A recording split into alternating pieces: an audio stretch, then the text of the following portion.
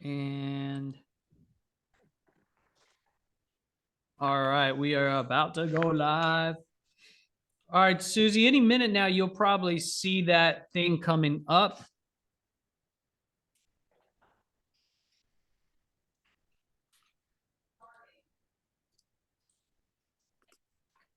Welcome, welcome, welcome, everyone, to the Power of 1 Degree.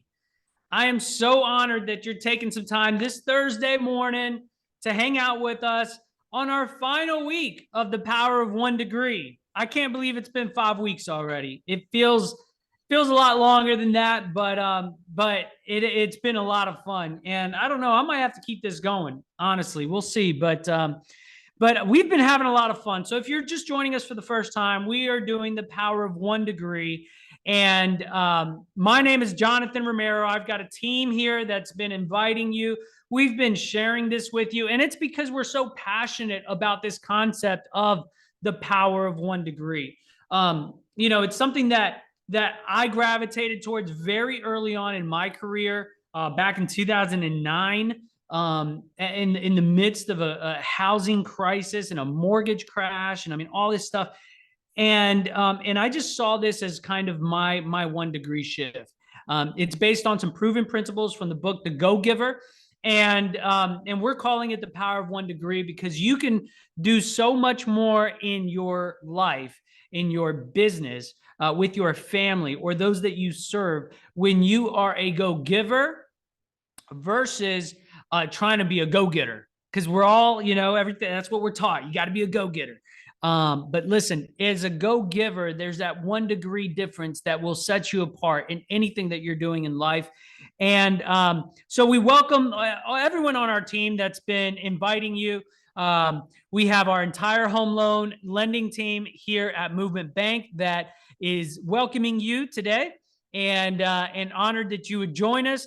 Be sure to reach out to one of the loan officers here who invited you and just thank them and let them know how this series has impacted you, and also what your 1 degree shift is. We want to know. I am so curious to know what it is that you're implementing in your business, or at home, or in your walk to make that 1 degree shift to be a go giver. Because at the end of the day, what if I told you that highly successful people don't do 10x more work than a lot of their peers do?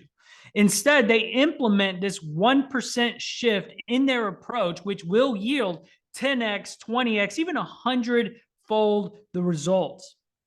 You would say, Jonathan, what is that 1%? I want to know, right? Like, how can I implement this 1 degree of a change? And that's what we've been diving into. We've had 5 pillars of this success track record, which is the law of value. We had well, let me go through all 5 and then I'll recap our speakers because they were just phenomenal. They all blew them out of the park. I mean, it was amazing. We've got the value, we've got compensation, we have influence, we have authenticity. And today you're going to hear about how that all comes back around with the law of receptivity. Okay. And with that, we highlighted May Dodson's story. She's a collector of people. She loves hard. I was on the phone with somebody yesterday. I was encouraging them because they're going through a really difficult time. They told me, I got a call from the May, and she's asking me if I need help walking my dog, if I need help watering my plants. I mean, this is the kind of person that May is, and then through that, she's been able to live these extraordinary tales of experiences which she has collected throughout her lifetime, and she's very young. So there's much more ahead for her, and it's so encouraging to hear from her perspective how she values and appreciates others, and how that appreciates her own worth over time, right? We heard from Mr. Mark Mason Sr., who talked about the power of determining and defining what success means to you and not letting others define that for you. That was incredibly powerful. We had the law of influence with former NFL player and coach, Mr. Ruvel Martin, who talked about how confidence is rooted in identity. Whether you win or lose doesn't matter. confidence is rooted in identity, and confidence is not, how did he put it? Because I actually had to, oh man, I love it so much. Confidence is not conditional, it's not circumstantial, right? Confidence is rooted in identity. And then last week, we had U.S. Senator Tim Scott speaking on the law of authenticity. I mean, talk about one of the most authentic, one of the most humble people in the position that he's in, to grace us with about an hour of his day to just share about what it means to him to be authentic and to be in the world of politics, where you don't really get a lot of, from the outside looking in, that perspective is like, can I really trust what is going on? And here's somebody who's blazed the trail with unwavering authenticity that speaks to resiliency, to speaks to just the impact that he's been able to carry throughout his career. And I am pumped because today you're going to hear from one of the most gifted individuals in the world of nonprofit that I've known in my career and just in life, and a dear friend of mine. His name is Dionte Gray. Our friend today, Dionte, has over 10 years of experience in the nonprofit space, specifically inside of urban communities. He's got a master's degree in diverse community development leadership, and he is the founder and executive director of Urban Promise Los Angeles, which is a nonprofit that works to provide students with academic, spiritual, and social emotional development needed to become leaders determined to restoring their communities. That's a BHAG, what I call a BHAG, a big, audacious goal, big, hairy, audacious goal. I love it. And Dionte and his wife, Meg, founded Urban Promise in Los Angeles, guided by a vision to reach a child, raise a leader, and restore community. So Dionte, without further ado, sorry for the long intro, my man, but welcome to the Power of One Degree. Thank you so much. I'm excited to be here. I love the long intro. I thought it was all great. And I just want to say this series has been incredible. You've been knocking it out the park. Your guests have been amazing. So I'm honored to be here today. Thank you, brother. Well, thanks for tuning in, man. I intentionally, because I'm very familiar with your story, and I intentionally had to like make your intro really short because I don't want to give away all the good stuff, man. Sure. So let's get right into it, bro. Like, take us back to the beginning of just what got your heart pumping around urban development, like urban communities, and seeing the need for specifically how children were needing special attention inside of the urban, those deep urban circles. Yeah, for sure. So, I mean, it's kind of three different tracks that I would say. Obviously, there's a personal for me, and my personal story is a huge influence as to why I got into the work that I'm in. And then there's this broader narrative. And then on top of that, there's the spiritual component for me. So, for me as a kid growing up, I spent my early elementary years in the city of Detroit, and I was able to see firsthand and experience what an urban community really is.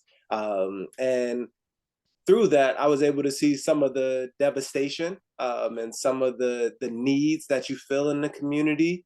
And there were some of the typical things that you would see in an inner city neighborhood, such as Detroit. There was crime, there were gangs, there were violence, there were all of these things. There were brokenness. But on the other side, there was so much beauty that came from our neighbors coming together. You saw so much unity, you saw so much togetherness, and although there was so much need and struggle, there were so many people coming together, banding together to support each other. And that always inspired me ever since I was a kid. I mean, just being able to walk outside of my door and have neighbors greet me, and be able to come home from school and run across to my neighbor's house and show them what I got on my report card.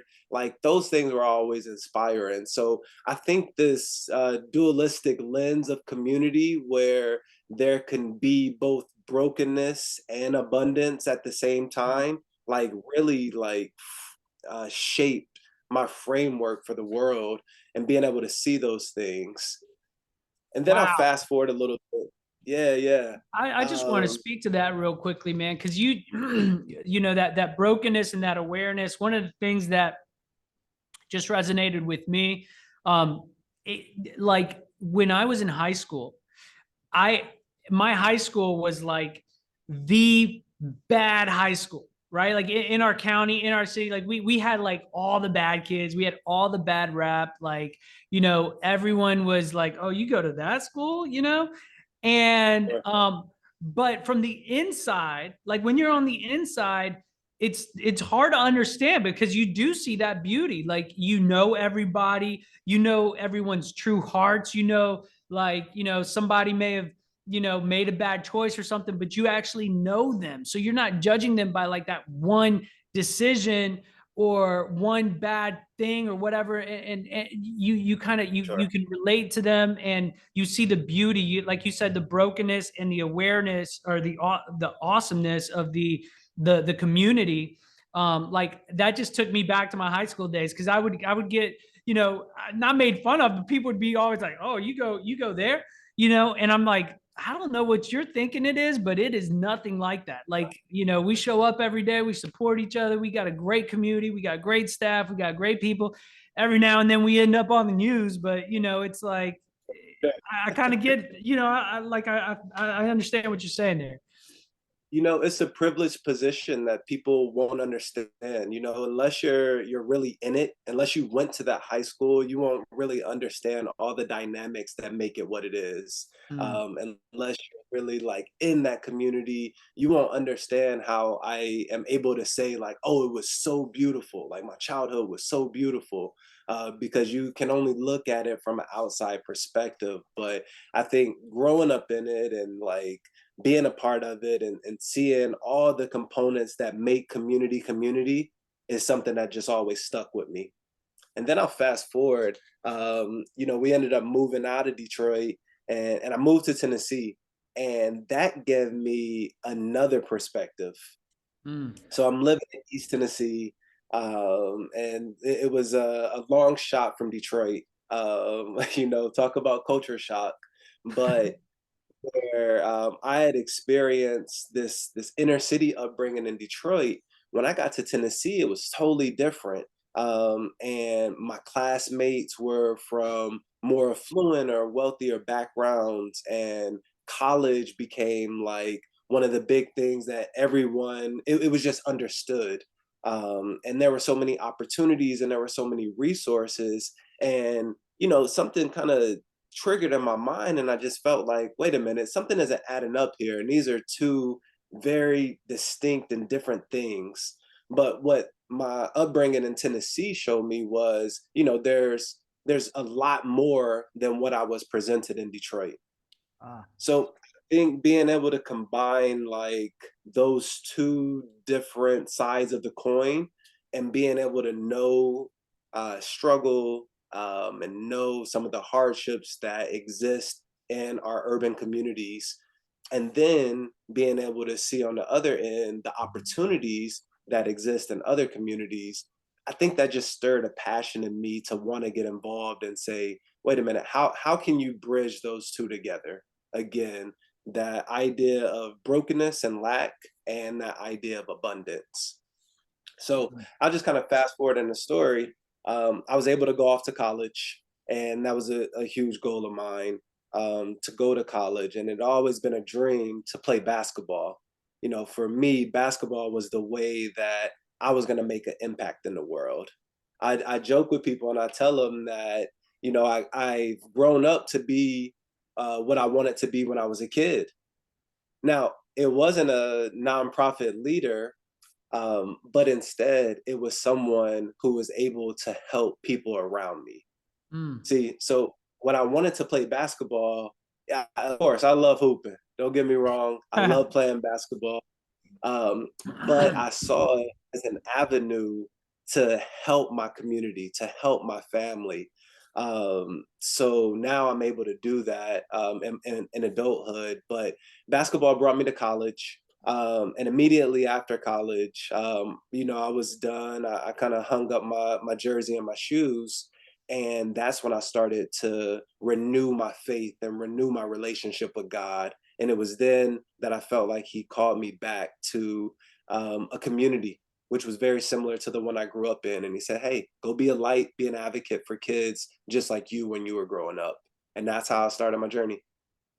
Wow. I love that, man. I love that because deep in your spirit, like you wanted to reach that you know professional athlete, in the world's eyes, the pinnacle of success, but there was a greater reason behind that. The real purpose for that is that you knew that abundance would give you an overflow to be able to pour out into others, and to give back to your family, or to really make a valuable and meaningful impact in the lives of those around you. And I love how you brought that's like, it's what you're doing, right? It's like what you're able to do. And it just, you took a different road, but you're landing in the right spot, in the same spot you intended to. So that's awesome, man. 100%. So, I mean, the thing has always been to give back and to help. It's just a matter of how you're going to be able to do that. So I never lost sight of that, never lost track of that. And the nonprofit world kind of presented itself to me after my play-in days, and we like to say we plunged in. Yeah, I love it. I love it. And so, okay, so then you feel like, all right, there's this, you've now started working in nonprofit, and probably early on you're like, all right, is this the deal, or am I going to stay here forever? But where did you feel like, okay, what I'm doing really matters, and this is really impactful and fulfilling? I mean, what are some of those moments that kind of begin to shape you to say, like, this is my game, like this is my calling? Well, first of all, let me just go back to kind of thinking like, how long would I be doing this? So I jump in and I do this internship to serve the community, and my family thought I was crazy. Everyone looked at me like, what are you talking about? What are you doing?" Because I was one of the first in my family to graduate college and to get a degree. And you kind of have that expectation that now it's time to go and earn and get the high paying job and have a successful life. But I call back and I say, "Hey, I've decided to do this urban ministry thing," and they looked at me like I was crazy. But like you said, I felt it in my spirit that that is what God had called me to do. I didn't understand it. I didn't see the practicality or the feasibility in it. Um, but I could see the unique giftings that God had given me to step into that role, and I couldn't deny that. So I've just Mm, pursued it, and it's carried me forward. When I think about some of those moments that keep me grounded, or at least that kept me grounded from an early age, was just being able to connect with kids. And that is the demographic I started serving. This is inner mm, city youth. So I think, anytime you step into something, you kind of gauge how you got to gauge how effective you are in doing it. mm, So I think being able to see like myself being immediately effective and making an impact in the lives of these kids from day one, just to have an advocate, to have someone who could culturally connect with them, could racially connect with them, kind of share those different stories, and like see in a kid's eyes that they felt seen. That's when I knew I was in the right place. wow. And it takes being familiar with that calling and being familiar with the gifting inside of you and how that fills you up, right? Like, because you're, I mean, this is when I met Dionte, right? It was that very early season in your nonprofit world. So just for some context, you were living in a kind of dorm style, sharing, had roommates, had all of your food and housing paid for, but you were not getting paid. Yet you were working 40 hours a week in the community, going out there to serve, right? I mean, this Yes. was the context of how you got thrown into the deep end right out of college. And I'm sure why your family is like, wait a minute, you got the degree. Why you're not going to go get a job? That you mean they're not even going to pay you? Sure. Right? Sure. So, but then you go out, you serve, and then you fill up. Like there's this filling up that you know that you're using your God-given gifts and talents to serve Mhm. others, to impact people. You're seeing the response in them. And man, I that for me resonates because I know that without that, I mean, very few people would be able to stick it out in that environment, right?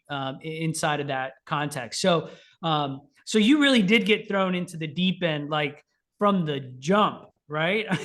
That is Just a bit of backstory. At the time, I was new to Charlotte, and this is where all of this takes place. I was new to Charlotte. I was just trying to find my way, and I needed a place to live. I like I didn't have a place to live. The person I was living with kind of said like, "Hey, you got another week on the couch, and then you got to figure it out." And then I hear about this internship in the nonprofit space that provided housing, but in return you had to do 40 hours in the community, and I'm like, hey, it can't be that bad. So I started doing that. I was bussing tables, like just trying to do whatever I could to figure everything out. But man, God was faithful in that season, and he planted a seed, and set me on my course, and here we are over a decade later continuing to do the work, to see the impact in so many kids' lives. I've worked with thousands of kids, and just to be able to see like so many impactful stories of graduating high school, getting into college, like getting their first job, like all of these things, like they're real stories that never get old. And they just continue to happen, and like they have real life implications, and it's beautiful. I love it. I love it, man. So yeah, bring us to a little bit, it's called Urban Promise Los Angeles. Tell us a little bit about Urban Promise. What do you guys do? How do you interact and kind of work within the family dynamic and the kids, and just kind of the actual work part of it? Yeah, for sure. So, I'll just keep it chronological. So from that first nonprofit experience, I was able to connect with some different nonprofits in Charlotte, and one of them was Urban Promise Charlotte. So I hear about this organization, and they're doing some incredible work on the west side of Charlotte. And they just so happen to need a program director. And I'm like, hey, I know the perfect guy. So I throw my name in the hat, and what was, go through the interviews. I get the job, and man, like this organization just has things figured out in terms of youth development, in terms of discipleship.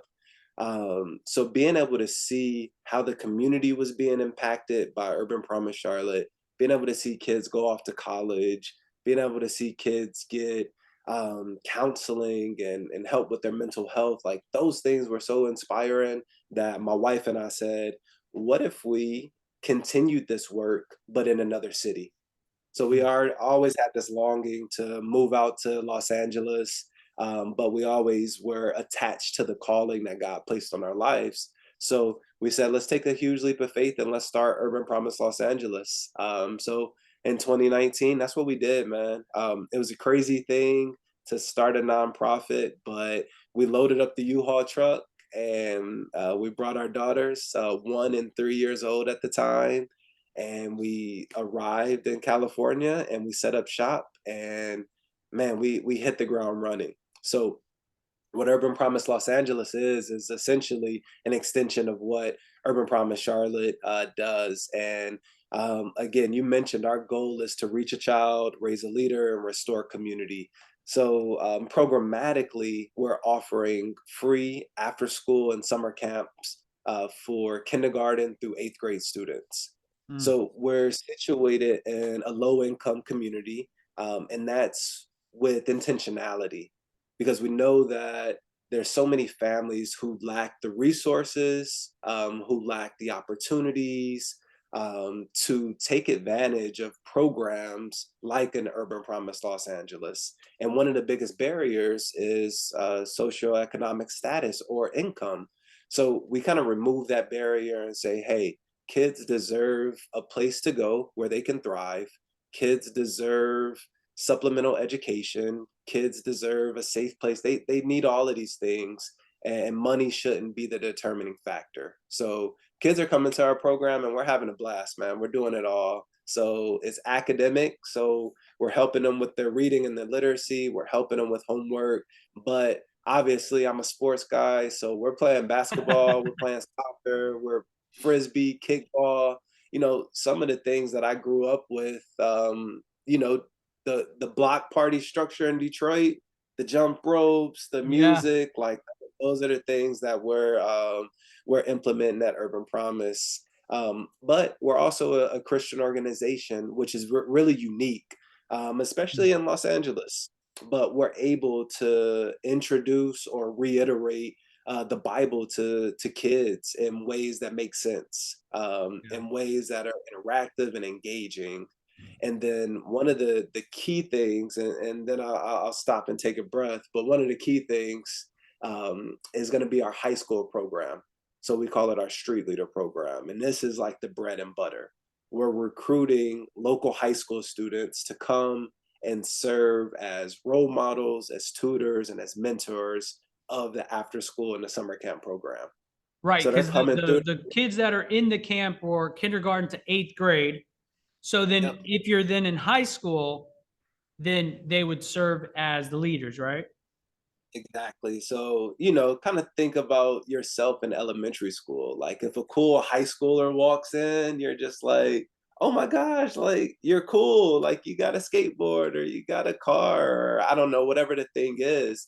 So it's just kind of like playing on that positive peer-to-peer interaction, and positioning these young leaders who grew up in a community, who know the dynamics, who know what it's like to be an elementary school kid in that neighborhood, and now putting them in power positions of leadership and saying, hey, like you can have an impact on your community today.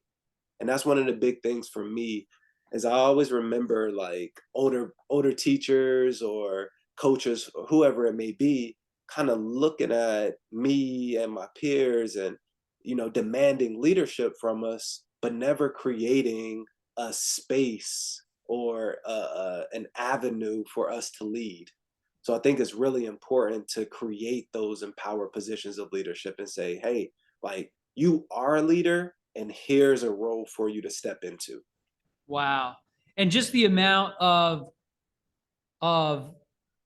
like fulfillment, but what's the right word? I mean, I think like ownership, right? Like they can take ownership of that. I am a leader because they literally have people looking up to them and listening to them and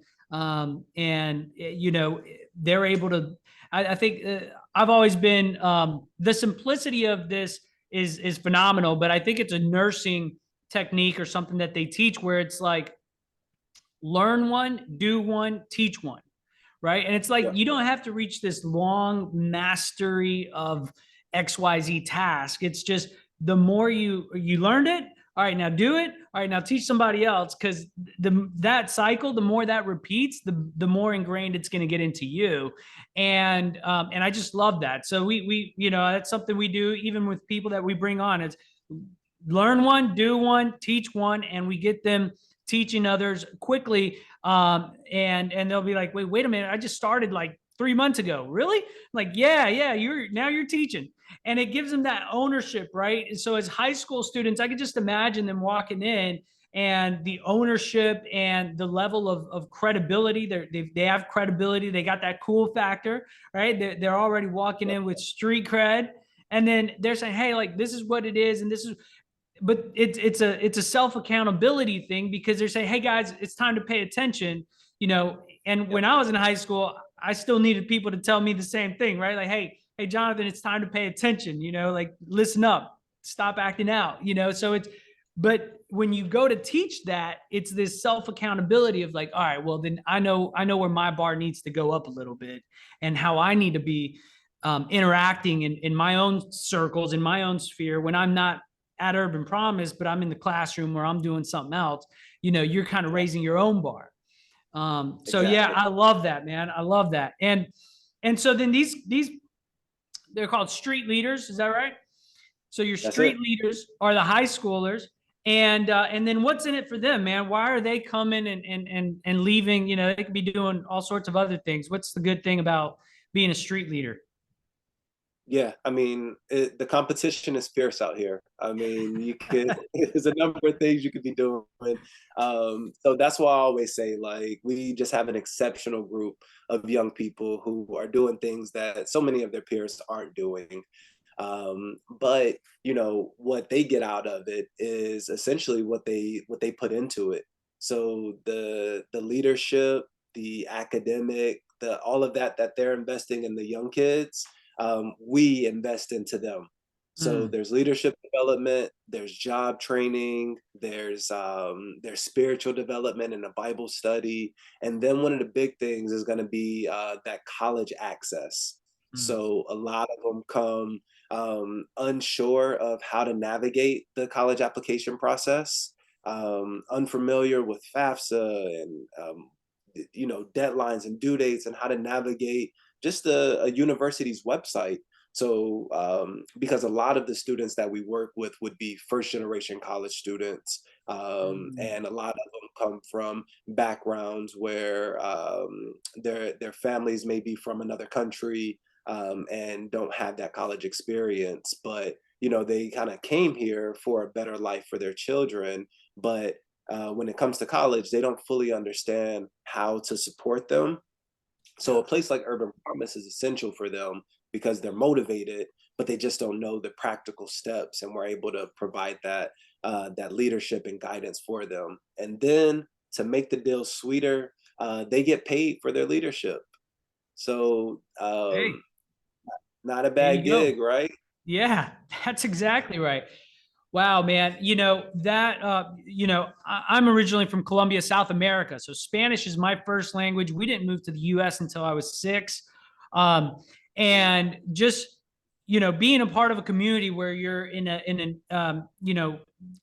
of that mindset. And you and I have kids that are, practically the same age. You always want the best for your kids. You specifically, you always want better for your kids than what you had. I mean, that's just inherent. That's innate in us. And and I remember when I was about to go to college, and it was kind of like, yeah, like we're gonna get you to college, and my parents were so excited about me going to the local community college, and Mhm. having kind of trailed, almost blazed the trail that's very similar to what your street leaders have done.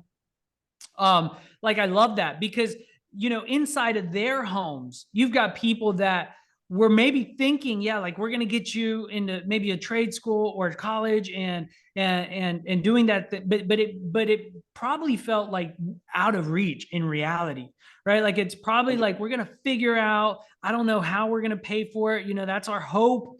But specifically, as a parent, if you don't have the means to make that reality come true, you may not fuel that vision and that dream in them as much because you're just looking around and saying, I know how much that costs, and I don't know that we're going to be able to get you there. I want it for you.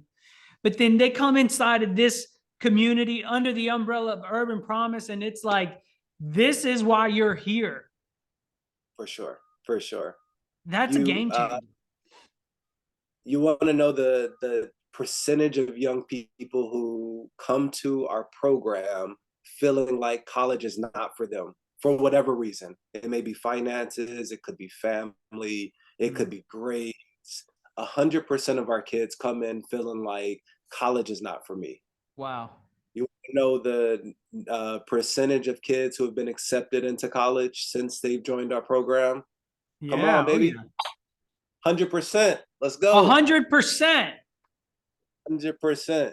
Wow. So these kids are coming in feeling like college isn't for me. And then as they go through the process, as they stay committed to the journey, they 100% have received college acceptance. And it's beautiful and it's transformational. So that's what it's about.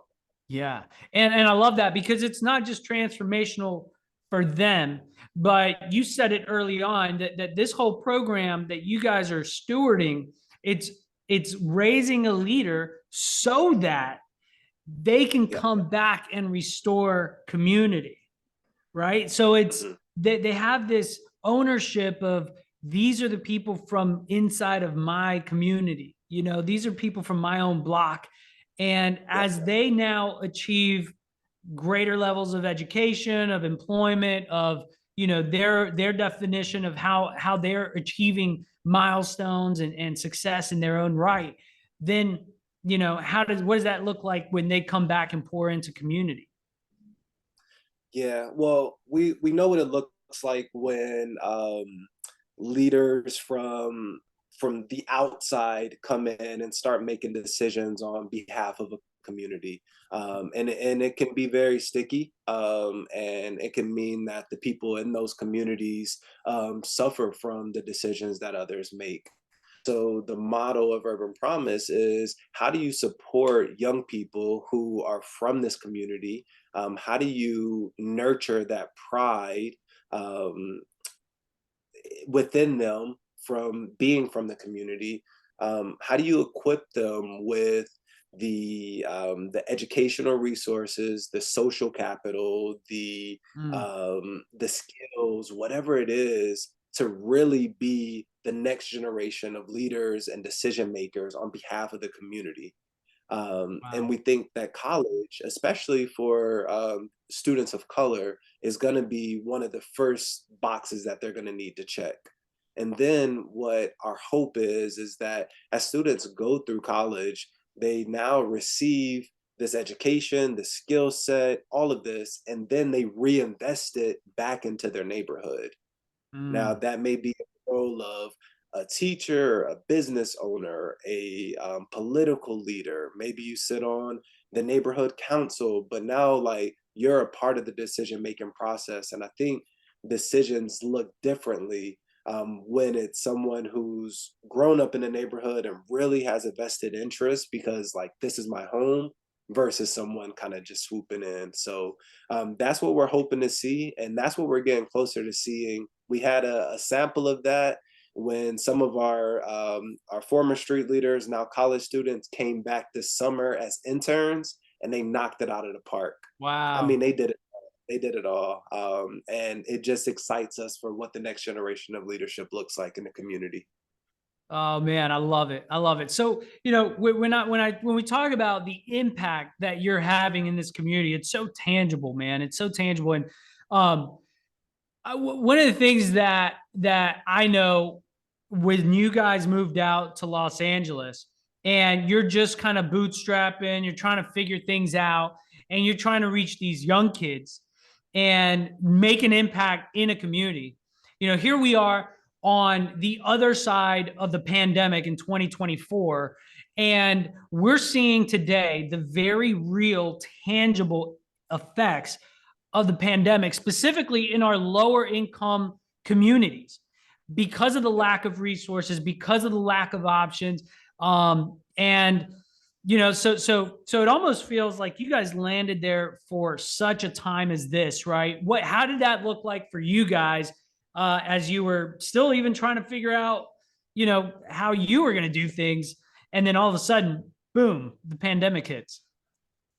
Yeah, I mean, the pandemic. The pandemic.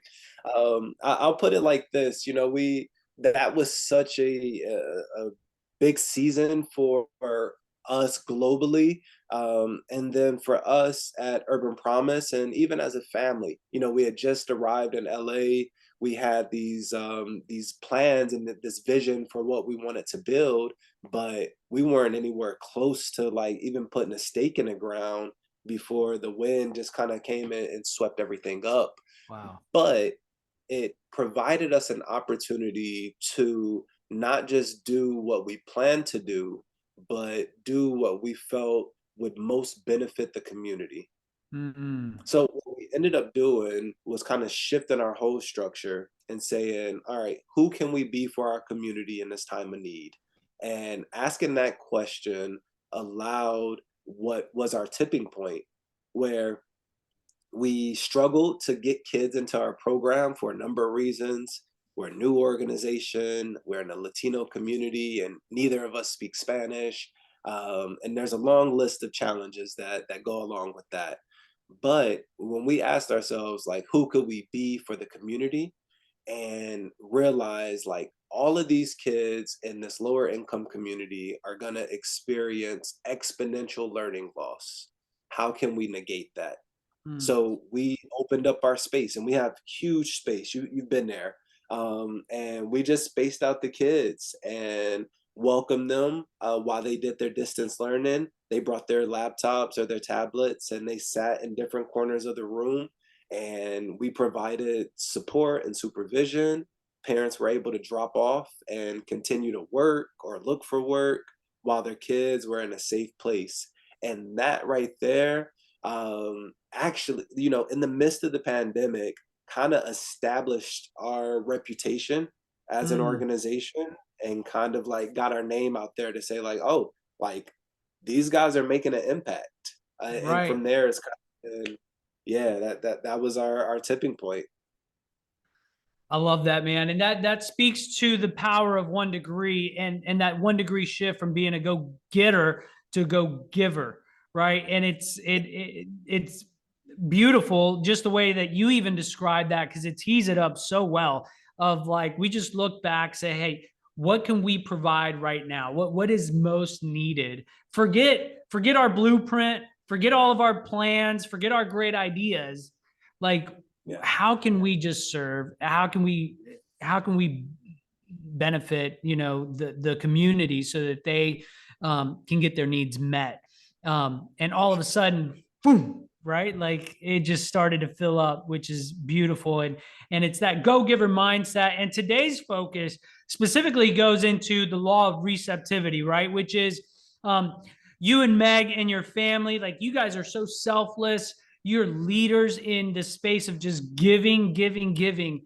And what I'd love to hear from you are just, how have you seen that posture of being a giver, of leading from this place, this part of the community that fits inside the nonprofit space, where you're giving, giving, giving, right?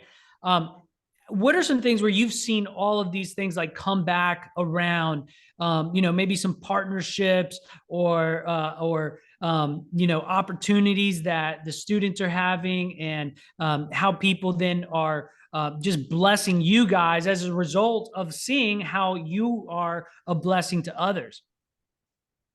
Yeah, I mean, it's a powerful law.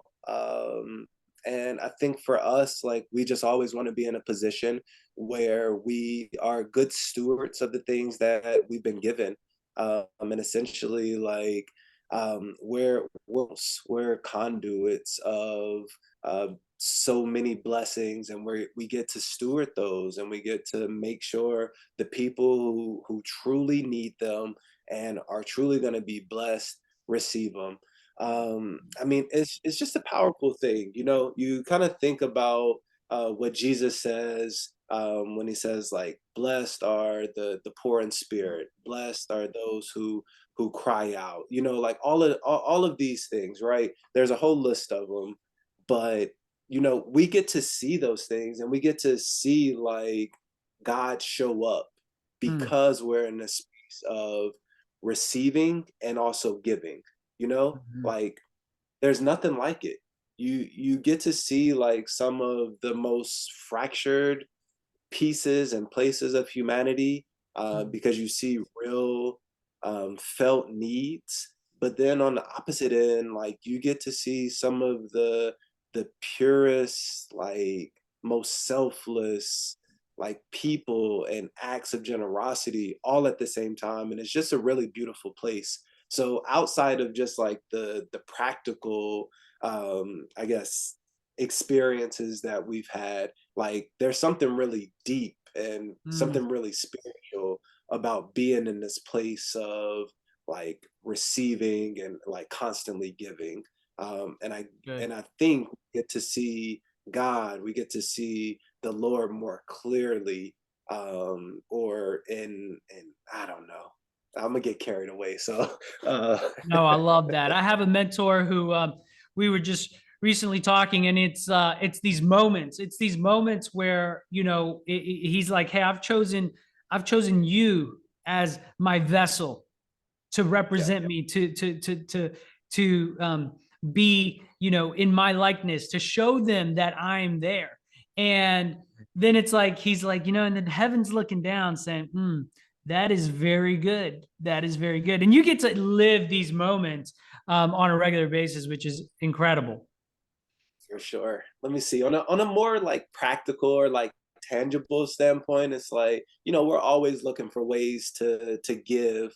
And I think when you have that posture, you invite um generous, kind-hearted people and partners and acts to kind of come your way. And I just remember like being able to like take kids to their first WWE match, and like I Hmm. grew up as a WWE fan, but like now we have people calling and they say, "Hey, we got 20 tickets if you want to bring a group out." Or you get to take kids to their first NBA or NFL or hockey game. You get to take them to their first musical. I remember taking taking kids to the Nutcracker one year, and us having no idea what we were doing, and this group of kids looking over at me like, "Are they gonna talk?" I'm not sure if they're gonna talk. It's like, no, it's the ballet. They're not gonna talk.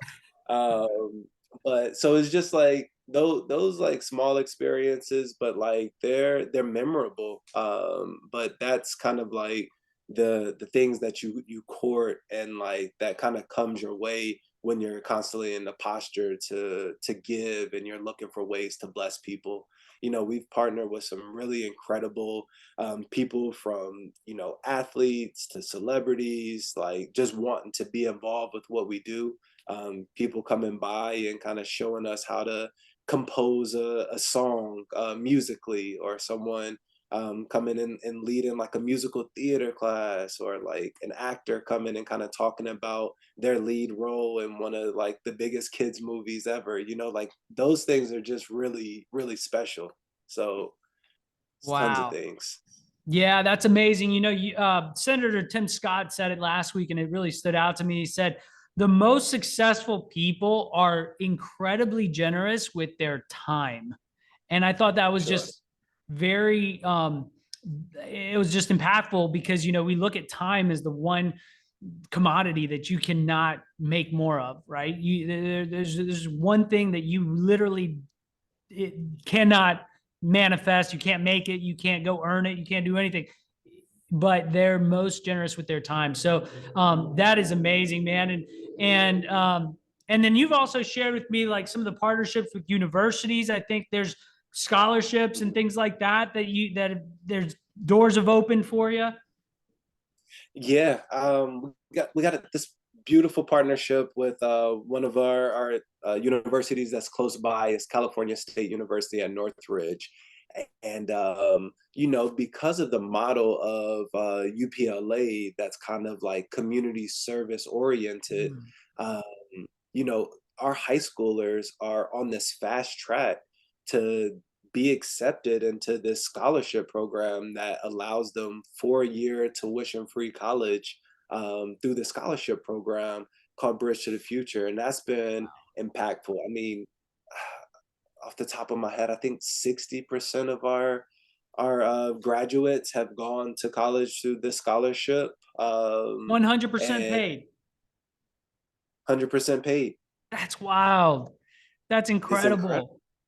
Incredible. We've been able to part. So we've partnered with CSUN. We've been able to partner with Pepperdine, which has been a really awesome partnership. because they're a beautiful institution, but they also share our faith. So being able to like mobilize leaders who are already committed or at least pursuing their faith in Jesus, and how to see that play out in the real world has been really awesome. Let's see, yeah.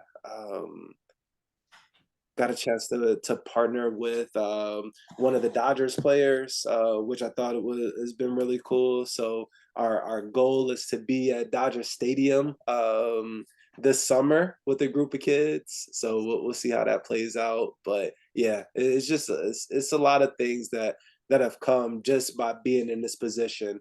And the funny thing is, obviously, when Meg and I started back in 2012, just as urban missionaries, we didn't foresee being in this position of organizational leadership.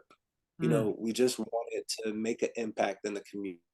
And then along the way, like we now find ourselves over 10 years in leading a nonprofit organization, but with the heart of an urban missionary, you know? So yeah. that's been a unique dynamic for us, just to see like partnerships start to formalize, and like to partner with a major university like that just kind of feels like so far off from where we first started as missionaries. You know what I mean? Yeah. But it's been really beautiful to see that. Well, you guys are doing an incredible, incredible job of changing and molding the community there in Los Angeles that you're a part of, and it's just been incredibly rewarding and inspiring to see you guys as visionaries and fearlessly kind of going after what you feel. As Mark Mason Sr. told us in week 2, is where your gut is leading you, right? Where your spirit is leading you. And such a reward when you follow that intuition, when you follow that voice that says, hey, here's where I called you to, and here's how I gifted you. Here's the talents that I put forth. 10 years ago, you didn't know what that was going to look like, but you're like, okay.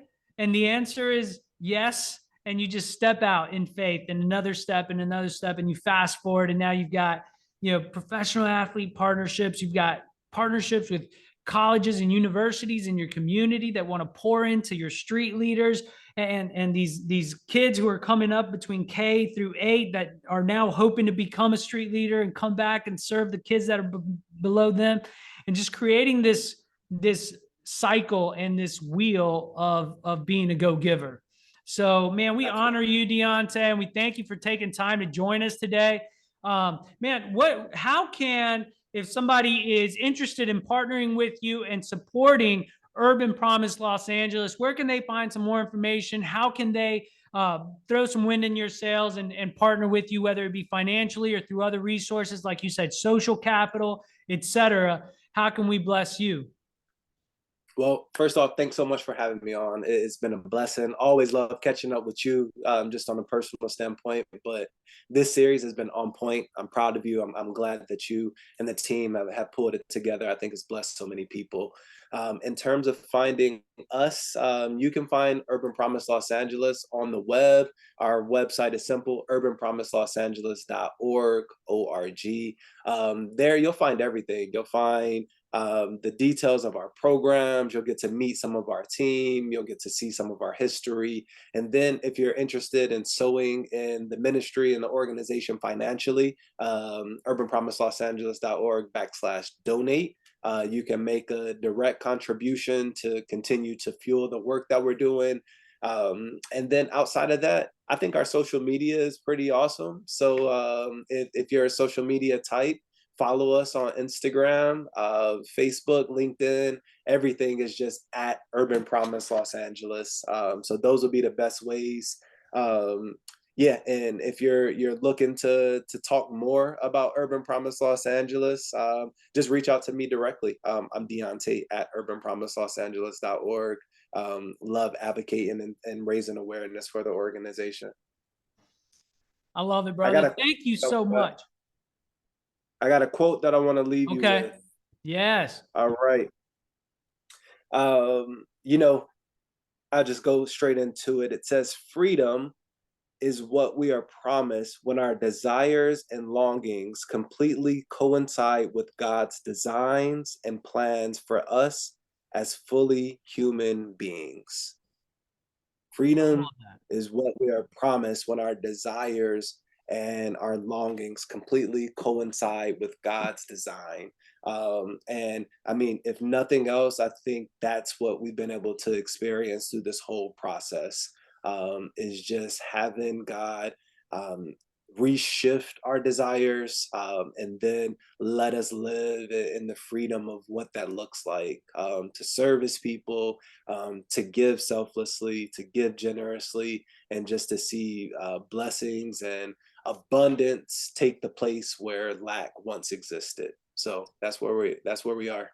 I love it. Thank you for dropping that knowledge, man. Thank you for dropping that quote, and just thank you for being here, man. I love it. It speaks to the love and value that I kind of, that's my banner, right? The love and value banner, and it's, I define love as the rehumanizing agent of God.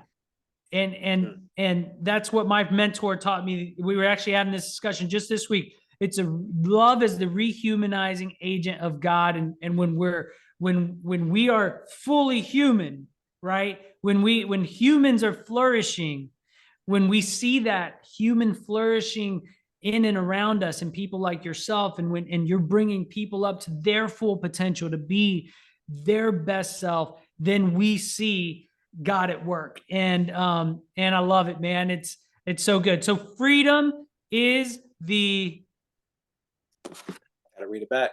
got to read it back. Free. Is what we're promised when our desires and longings completely coincide with God's designs and plans for us as fully human beings. I'll send it over to you.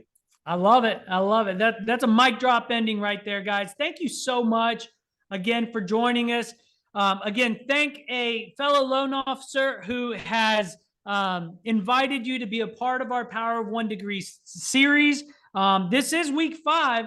What I want to know is, again, what is your 1 degree shift? Also, just drop in the comments some of the takeaways. We've got our Facebook page. We have this up now on a YouTube channel, and we just hope that this has been really rewarding and has filled you up with some great golden nuggets that you can implement in your day. So thank you guys again. Dionte, thank you for joining us today, and we will see you guys soon.